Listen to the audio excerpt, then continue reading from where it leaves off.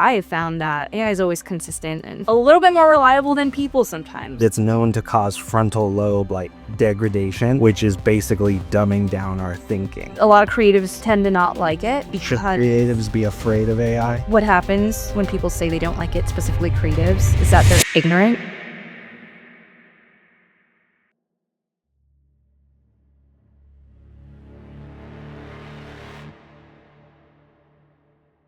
Welcome back to the Point of No Return podcast for the All-In Creative. My name is Mel Landers. My name's Bryce Landers. We're excited to be here. Today we are talking about something very exciting, and I'm specifically really excited to talk about this with you because you are an expert. You're very well versed in this, but we are talking about AI, creativity, AI and spirituality, and AI, the future of work. Pretty much all things AI and how it relates to us as human beings and just the future. Yeah. So you are well versed in AI. Very well. Yeah. And it's something that I have been picking up on lately. But it's really exciting as a creative in my work. There's so much opinion about how a lot of creatives tend to not like it because Should creatives be afraid of AI? Let's start strong. Let's start in the most controversial part of AI. Well, for me as a creative, I think what happens when people say they don't like it, specifically creatives, is that they're ignorant on what it actually should be used for. Right. You have all these people out here making graphics and photographs and all these things that, a lot of creative freelancers and agencies, there's people who actually invest and use their hands and their skill to make these things. And I think that when you use it as a way to replace your creativity as opposed to a tool, then that becomes there. It gets very muddy there. Right. But for me, when it comes to doing admin and even with creative directing, if I can give AI the steps and the right direction that I would also give to a human being and photographers and editors to compose a piece of work, then it's not really replacing the creativity itself. It's replacing just the manual labor that goes into it and the skill and the time. So I have found that AI is always consistent and and a little bit more reliable than people sometimes.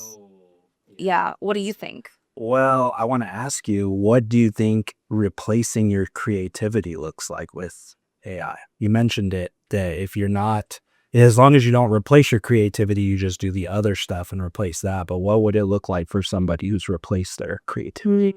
That's a really good question. I think in the most immediate example that I've seen is when people are making photographs. So for example, I'll use this a photograph.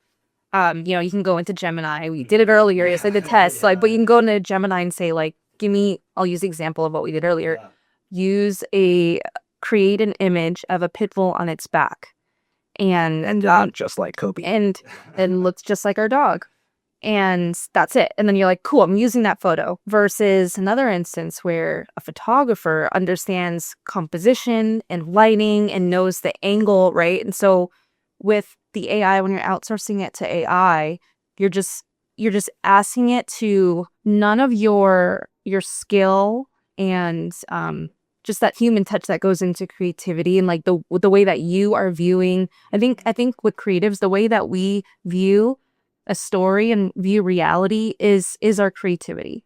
And so with AI, it's not sourcing from anything except for data it's already received. Yeah. And so with creativity, you can do the same thing with AI, saying give it this angle, give it this lighting, that's when the creative skill actually comes in. But when you just outsource the whole product completely, it's no longer creative work. It is just do it for me. Right. Yeah. Does that make sense? Yeah, that makes a lot of sense. That's really good. And I think we're entering a dangerous time where because people just don't like to think. I think we kind of talked about that on a previous episode, but people like things done for them. They like to outsource their thinking, basically. So I think we're entering a time with AI where you can make everything where they're outsourcing their thinking to AI and ultimately their creativity. Yeah. Okay. So, question for you: when you say outsource their thinking, like what does that look like in the average person Well, with AI?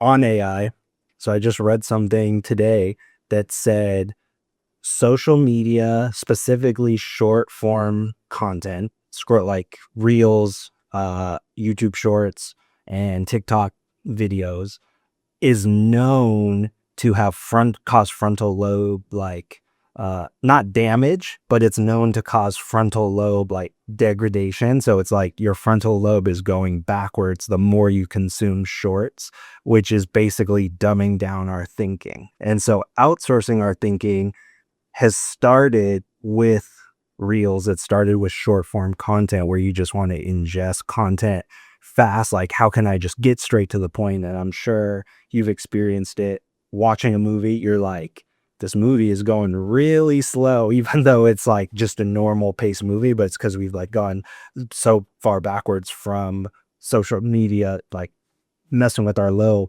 And so outsourcing your thinking is allowing AI to think for you.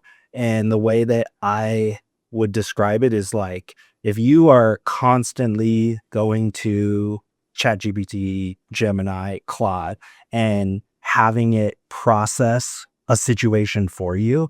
Like, for example, say we got into an argument and I say, Claude, my wife got upset at me. We're arguing. How do I respond to her? Yeah, that doesn't happen at all. How would you respond to her and how can I like make her more happy? And so me not processing that, but allowing AI to give me from A to Z how to handle that it's literally thinking for me and I'm not putting any effort, which is what we're seeing a lot of, whether it's writing or even like we were talking about creativity, is just a lot of that process getting passed on to the AI. Yeah, I like what you just said about how when you use AI to outsource your processing, like I think that's a human element that we have. One thing that I've heard recently that's kind of circulating around in like Reels and TikToks and other podcasts is that one of the highest forms of intelligence is if you can be aware of how you think. You can put yourself outside of how you think.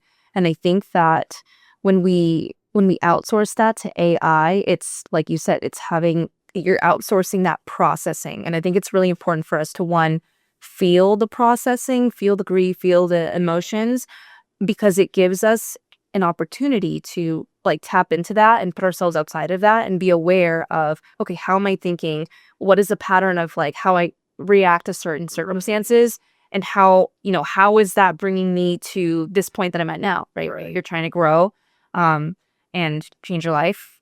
But yeah, I think it robs us of that, and I think people don't realize that the more that they use AI for a crutch. So that being said, what about in the workspace? Like, what do you think? What do you think AI is doing there? Like, what do you see a trend happening in the near coming future? And by near, I mean like the next year. The next year, I think a lot of jobs are going to get uh, transitioned, meaning work is definitely not going to look the same. Actually, there's a company just an hour ago, I was reading on Twitter, Jack Dorsey, his company Blocks just released 50% of the workforce so they cut their employees from 10,000 to roughly 4,000 because of the productivity of the 4,000 people left with AI tools. And it's like an AI company and they're doing a lot of AI stuff. So their people are becoming more and more resourceful, more and more capable with the help of AI. So they released majority of the people. Now he's still doing severance and all that. So that's like, they'll be taken care of at least for a little bit, but we live in the age where you have to be able to unlearn and relearn very fast, because somebody who, for example, is like a admin worker and just doing, clerical tasks, like just very basic, like today I could replace that with AI. And that's like, so what are you going to do if that's your only skill? And 6 months your job's replaced by AI. So I think we're going to see a drastic shift, definitely more people to people interactions, more like in-person events, but all of the basic again, admin work is going to be taken over by AI and workflows, and pretty much anything that can be done on a computer will be done by a computer. That's the way that I think. And that goes for businesses, that goes for, organizations, churches. Like, if it can be done on a computer, it can be done by a computer. And like, I mean, I'm very pro Claude. Claude is just insane with the amount of releases that they have put out. And there's talks that they may have cracked AGI, or like I forgot what it stands for, artificial general intelligence, where basically the AI is like a sentient being, with the way that they talk about AI internally and how fast that they're able to release updates. Just this last week, they released, I think, 4 major updates, like back to back to back, which is unheard of in, technology and the AI space. And so it's just moving so fast that it's going to be a major shift. Wow. I mean, I think we're at a point now in society where it's like it's not gonna undo itself. Like, I think there's kind of different tiers of how people are feeling towards AI. Some people love it. They're so excited. I mean, it's usually the people in tech and like, the people who are a little bit more hands-on and in the know. And then I think there's that mid tier of like people who are kind of catching on to it. They have like a good basis knowledge of it. It makes life a little bit easier. I think I'm in that tier. But and then there's another tier of people who absolutely are not on board with AI. And I think, like I mentioned earlier, I think that comes with ignorance. And I think with that mindset, a lot of the feelings behind that is also that like it's replacing humanity, or it's it's going to be used for evil, or and some of these things are very reasonable, right? It's like you go on the internet, you can't tell what's real or what's not anymore. So what is the middle ground? Like what do you think is like a healthy utilization of AI and technology, whether it's like organizations or the church or in your daily life? Like, what's a happy medium for that society could really benefit? I think there's a great video. Maybe we can link it in the description. But it talks about like the transition of technology over the years. And it talks about when people went from horse and buggy to cars. And one of Henry Ford's quote was like, if I had asked people what they wanted, they would have said faster horses. But instead he created the Model T and like the Ford. And it's like what people really wanted was to get from point A to point B faster, but their only frame of reference was horses. So like thinking outside the box was just not it. So I think we're entering another transition like that, where you have to think out of the box. And I think your limitation will be your creativity, which is kind of a catch-22, because we just talked about how your thinking is getting outsourced, your creativity is getting outsourced, but now is the time to lean into that more, because as an individual, like I think there will be more solopreneurs than ever, or just a solo person running a business, because they have, an AI employee who can, answer emails and get back to clients via, Slack or whatever tool you use. And then, you have another employee who's quoting sales. And so all the computer stuff will be taken care of a computer, but what you can deliver or what you can create as a human, and that only you can create, or like the ideas that you can come up with, I think we're going to be in a true creator economy where you can create something and monetize it and like distribute it, because there'll be a million ways to just get your idea in front of people. And now people will pay for ideas, and they'll pay for the creativity, not just like a commodity, if that makes sense. People should learn how to write, or relearn how to write, learn how to think, really, I think, read more books, not just self-help, but fiction, and not fiction that's not an AI written book, which I don't know if there's a lot of those out there, but really begin to expand the brain, and then, socializing more and doing more in-person events. Because like, again, AI can do all the task stuff. It could do the marketing. It could do, your sales. But if you're hosting an in-person event, then you're going to create those people-to-people relationships. You'll talk about ideas to make just great connections, and ultimately have a bigger network and deeper relationships over the course of your life. What would you say to people, specifically like business owners and creatives, like that are in that tier, like the people who we really need to keep pursuing what they've already committed to and built? Like, what would you say to them to encourage them to become a little bit more knowledgeable on how to use AI to help them grow? Yeah, I think for them, I mean, at the end of the day, you either adapt or die. And not die in the literal sense, but either the business will adapt or eventually it'll go out of business. So, like, again, Claude released an update recently that IBM, which has been around since like the 50s, they invented like the first computer or something like that. I don't know their exact story. But they lost 30% in their stock because of a Claude release. And so that's just significant again of like where AI is going, because it's only going to get better and it's only going to have more options and people are going to create more with it. So you got to first understand that you need to adapt. And two, you got to understand that there's something for everybody. So just because you think there's like ChatGPT, which is like probably the most recognizable like brand right now, is not the only AI. And sure, you could ask it a question that you think it might not know, and it probably will get it wrong. Like if it's something, a very specific knowledge base, or a very specific industry, like I'm just thinking off the top of my head, maybe like an F1 engine or something, like sure, it's not going to give you the exact part, that you want, but it's also probably because that AI is not designed for F1 parts. It's a general chatbot. So if you understand that there's different AIs for different industries, different that are better skilled for better, purposes, I think it becomes a bigger playing ground, and you can find something for you. That's really good. I think that's encouraging. Yeah. What about the people that are in that mid tier and they're a little bit more well versed in it and they're on board with it? And I think, like we were saying, we're gonna get to the point where a lot of jobs and businesses are gonna be extinct just because AI can do what people can do when it comes to admin and execution. So what do we say to that tier about where they need to develop and grow? They're already at a point where they're on board with it.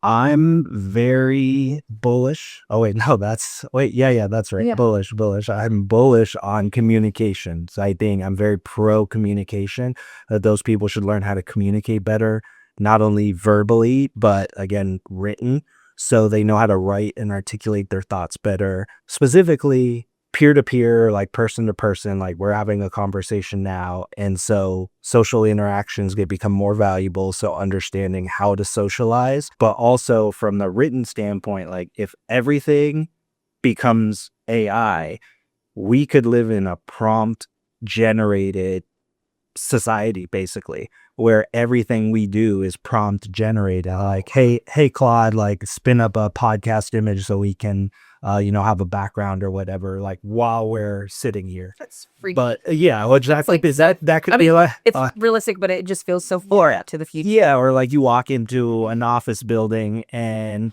like, I don't know, the fridge is locked, but it's like, hey Claude, it's Bryce. Can you warm up my chicken? And then it's like a robot that, gets a chicken or whatever, because robotics is coming very fast with AI too. So being able to articulate your thoughts writtenly, which means you can get a better result with the AI, because a lot of issues, and this goes back to the other group of people too, a lot of the issues with AI is because people don't know how to prompt correctly. So they'll write, and you can speak on this too, but they'll write a prompt like, make me a website, make no errors, it should be cool. And that's like the most vague general prompt that you could ever have. And then the website comes out like crap, and they're like, well, AI doesn't work, which is the same thing I hear, with ads. It's like, you don't know how to run meta ads, and so you think they don't work, but it's like, it's all about the inputs. So if you can learn to write and communicate written better, then AI can understand like what you want better, so you can ultimately get better outcomes. So understanding how to communicate verbally, to write better, and then understanding how to, again, process your thoughts and get what is in your brain out to the world, which is kind of, I guess that is a combination of the two, the written and the orally, but you should be able to like articulate your vision clearly. So again, other people can understand and AI can understand, because if you don't know what you want or like have the outcome that you want, which a lot of people, they don't know those things. So if you don't know how to get those out, then you're going to have a lot of issues with the output. But what do you think as far as like prompting or communication? Like, do you think that's pretty accurate, or where do you stand by I that? think in the time that we're in now, it's very accurate. I think AI is developing and changing so quickly that really in the near future, I think AI is going to be able to write better than humans can communicate. So there's going to be a huge emphasis on learning to communicate in person when you're face to face with people, if you're in that realm when it comes to your work. But I think it's going to definitely change the online space a lot, where I think AI is going to be able to communicate better than people can. Yeah. Um, You know what I always tell people? It's kind of like a vision casting for AI, but I've heard talks of changing websites based on who visits them. Because right now, like there are cookies on our data, like they know our kind of website history.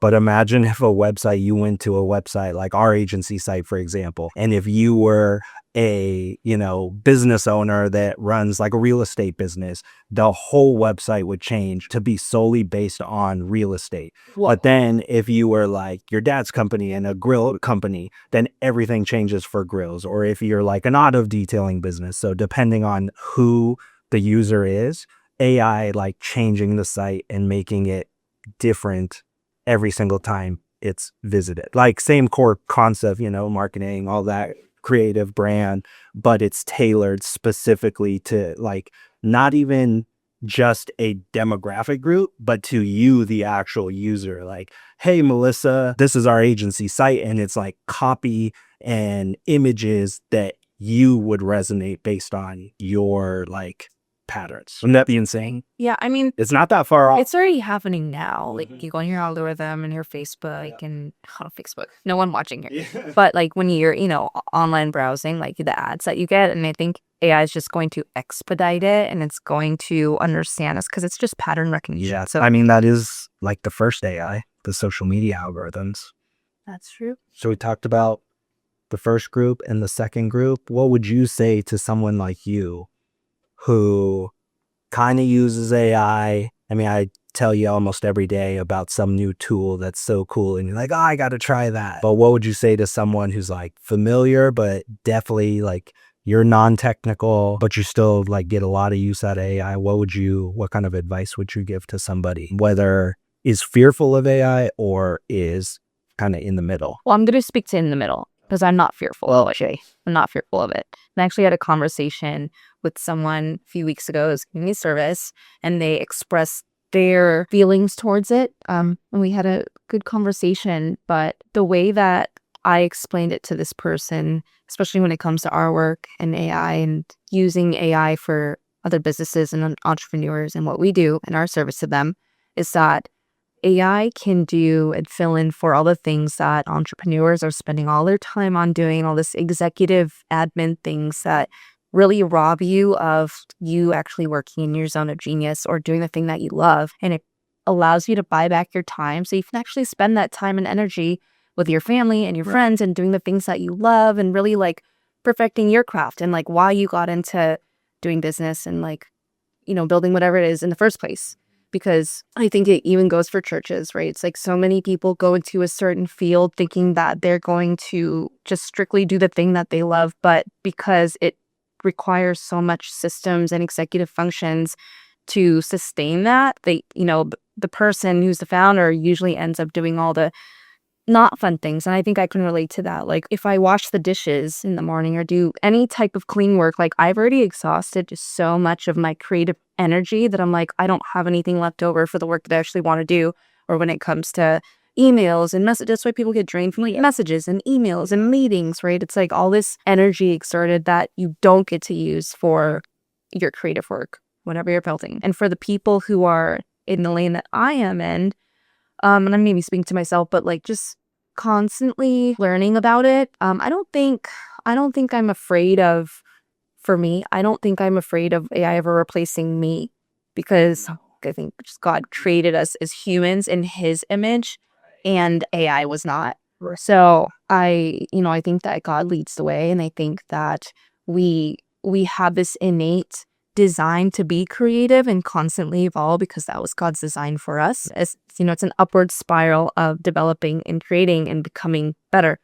And I think that, as time develops, as AI develops, you just have to keep learning and like developing as a person. So I think in a way, I mean, it just matters on how you view it and your perspective of it. But I think it can allow you to really hone in on what makes you unique and human. Because a lot of the things that we're taking on that we think are us are actually just outsourced, right? Right. Like when it comes to like fashion and like music, like a lot of the things that we think are us are actually just things that we found in the algorithm. So I think AI is going to really reveal and help us find what actually makes you as Bryce special, and you and me as Mel special, and me. And with work too, I think creative work and ideas. I think that like ideas are a creative gift, and yeah, I don't think AIs can be able to replace that. So I always say just keep learning, don't fight against it, work with it, be nice to the robot. Probably is a good idea. What do you like about AI? What do I like about AI? I like that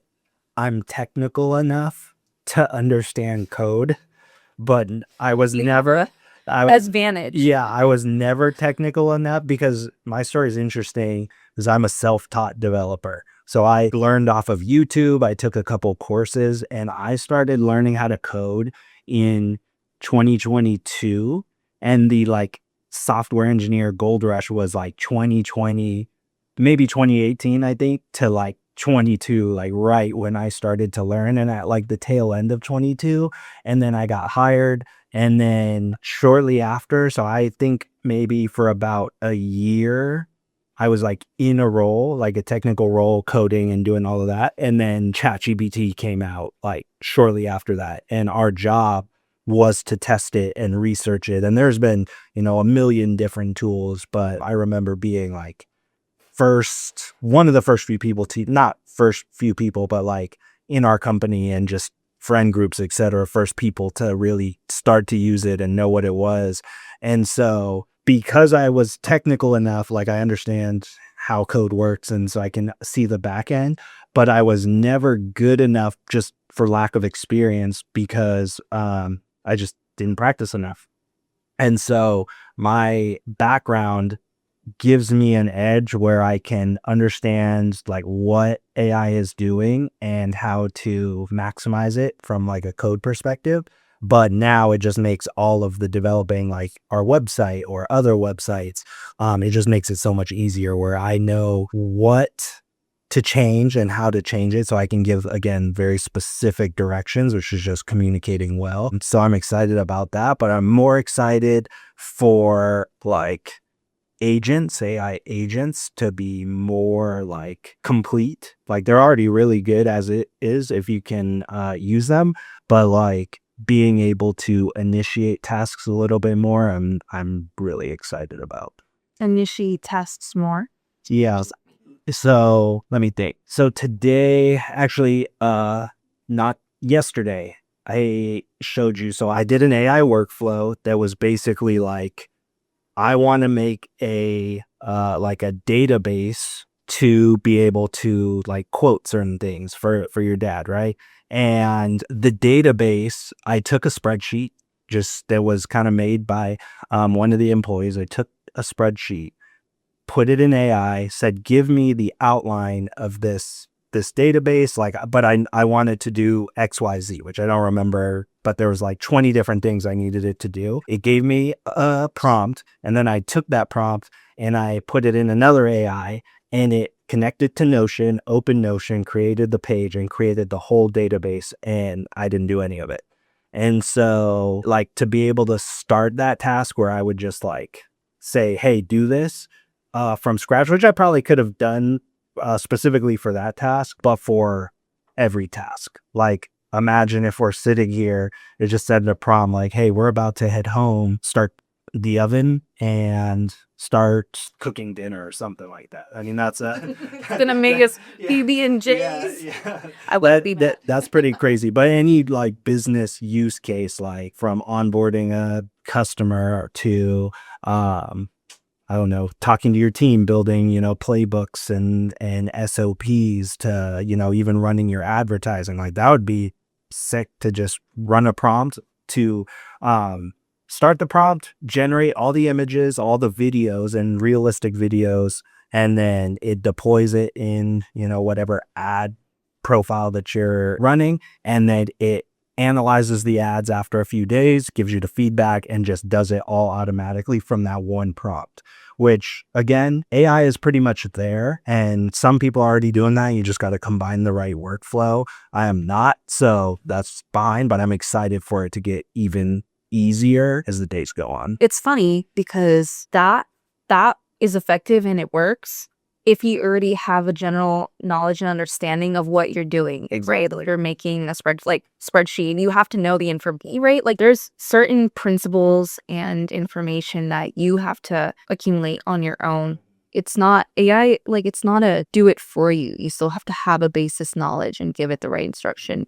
So I think that's really interesting. And like, I think we've talked about it, but there's this huge phenomenon where people have this misconception of like, oh, just throw it in AI, it'll do it. But then they get the wrong results. It's because they're not using it to its highest capacity, right? It's like someone with no technical knowledge using an iPhone just for texting and like phone calls, right? It's like you're scratching the surface. So do you have any like, I mean, you listed a few earlier, but do you have any like abstract predictions about where we could be as a society or like creatives and entrepreneurs using AI in the future, in the near future? I think in the near future, so right now there's pre-orders for the Optimus robot. Excuse me? China, I think pre-orders. Cut that out. Yeah, I think China has a bunch of different robots. We were looking at testing a few, but I think there is a lot with the robotics space. And so if you put in the robotics the AI brain, basically, so like if you imagine you put ChatGPT or Claude as the brain, and maybe you still prompt from a computer and it's like Bluetooth to the robot, something like that. But having it be able to do physical tasks, which is still, I guess, the hardest part, funny enough, is the opposable thumbs and like having like the like actual dexterity of it. I don't know if that's exactly it. And so that coming along will be like really crazy because there will be a lot more robots in the world, a lot more manual labor stuff. Of course, easy tasks first. Like I could imagine like picking up the trash or something like that would be Roomba, hello, it's right here. Yeah, which speaking of Roomba, this is a conspiracy and we can either leave it in or leave it out. Not a conspiracy, but it's like true. Supposedly in the Roombas, there's either not a camera, but they're like an IoT device basically. So they have a sensor. Roombas can map your house. And so the company can have the full layout of your house. And it's actually pretty important to know stuff like that because, which, I mean, it's kind of conspiracy theory stuff. But as AI advances and, robotics advances, it's going to be really interesting to see how data security and lifestyle security, progresses, because that's a total invasion of privacy. And if they have the layout, like who knows what else they have. So basically like robotics are the future. And I think that we'll probably have someone on the moon or like colonies on the moon with the robotics. Like I just said, with the ChatGPT and all that in the robots, you can just send them to the moon. They can, get some Starlink internet to connect to them, something like that. So I think we'll definitely be multi-planetary. All that being said, I think it's exciting for us as humans and creatives because we will be able to focus more on creativity. And I think the dollar will lose its value, like any dollar, not just the US dollar, because work will basically be commoditized and with robots. So imagine all the physical labor, say, 10 years is done. All the computer labor, knowledge work is done. Then what are we going to do? And so I could imagine we have a few AI robots working for us, but then everybody has agents or like AIs working for them. So if our AI is making money for us, then what do we do? Or like how would we get paid? And I don't think universal basic income is a viable solution, but we'll see. So it'll be an interesting change there. But I think as creatives, like again, our ideas will be really important. Our person to person human connection will be important. I think as life has gotten easier with technology, I think life is going to get even more easy. I just got done rambling about what I'm excited about. What are you excited about? AI. I'm excited about kind of what I was saying earlier, admin, emails, and all the little tedious things that take away from creative work and like my highest level of energy that I have, but there's still things I need to get done. I am excited to outsource those things. It's kind of like the same principle where, when you're busy, you kind of outsource like your chores. Like you can outsource like your dry cleaning or your have someone else mow your lawn, have someone else, house cleaning, right? So I think in a lot of ways, AI for me does that, especially with someone with ADHD. Like, and my brain does not produce enough dopamine to keep me going, but those are things that have to get done. So I think I'm really excited to gain back my energy and not have to exert it for things that take hours and hours if I were to do them manually. And so being able to outsource those things so that I get my creative energy back to put towards things that I like to actually build and create, having more dopamine to give to you and my family, right? So I think in a practical sense, outsourcing those things. Yes, that's so good. You made me think of like how many people are stuck in jobs that they hate because they have to do it. And it's just full of, circling back in a meeting and let's table this and then let's circle back. And it's just like, what do office workers even do? Like, actually, like a whole, I've never had that. a whole lot of nothing. That's what. And so, not that like work isn't important, but that there's so many people that like their purpose, they've lost their purpose to think that their sole responsibility is to sit at that desk and just type an email about, nonsense. But I think people are designed for more and they're designed for a specific purpose. And now with AI taking a lot of the nonsense, people will be able to rediscover that stuff.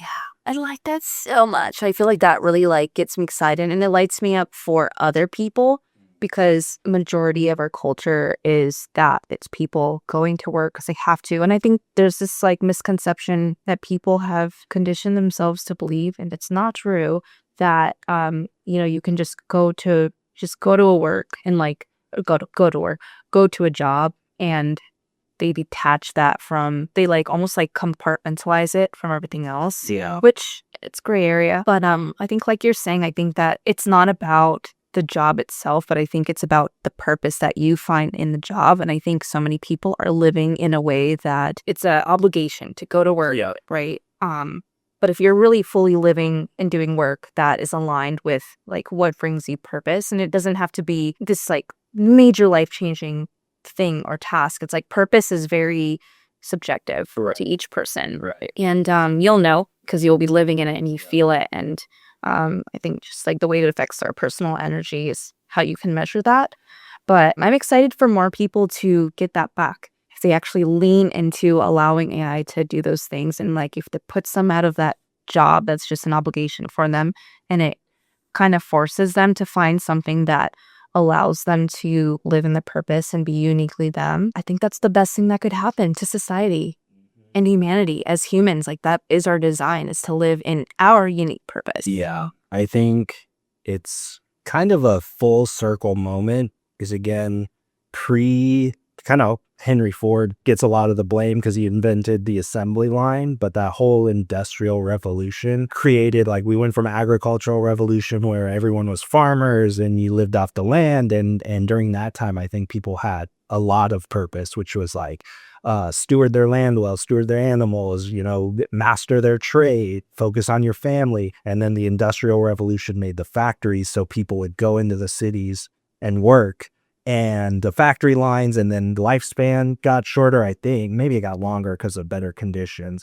But the work just became very city-centered. So then everybody moved into the cities. Work has since evolved from that time to what we do now. But now with AI, I think it's going to take over, again, all of the stuff that really, like, we don't necessarily need to do unless we want to do it. Like, there's certain things, like maybe you feel like your purpose is typing emails about something, and keep doing it, like, by all means. But now we're in a place where all of that work is getting replaced. So now you can go back to what you were originally designed to do, which, again, steward your trade, focus on your family, and, like, again, focus on your purpose and the things that actually matter. Well, it's really good. So we talked about robotics. We talked about AI. Let's talk about the brain chips. The what? Brain chips? Brain chip? Neuralink.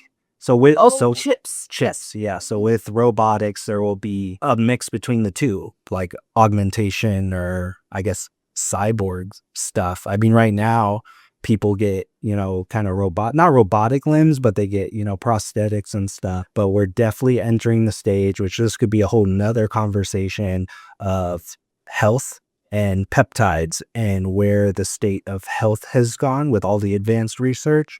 But no doubt there's going to be people that, at least right now, Neuralink, Elon Musk's brain chip company, is already having trials in humans. There's multiple humans that have successfully implanted the chip. They're moving out of their disability and being able to speak again or move again. But that's just the start, because we know eventually maybe billionaires are going to pay for, superhuman intelligence with a chip. But what do you think about that? What are your thoughts about that? And do you think that's accurate where it's going, or what would you say to that? Ooh, I like it. I like this because it's going to segue into something I think we're both pretty invested in. I think that people don't realize how spiritual health is. It's not just a surface level layer on its own. It's very spiritual. And I think with the chips, it kind of goes back to how God designed us to be as humans. So in scripture, it talks a lot about guarding your heart, guarding your mind, renewing your mind, right? So I don't know if there's enough information or if I've done enough research on it myself to have a fuller opinion. But I will say, as far as allowing a chip in your mind, a few things. I think if we were to get that type of technology, I think it's safe enough to say that humanity is very Cooked. Corrupt. Yeah.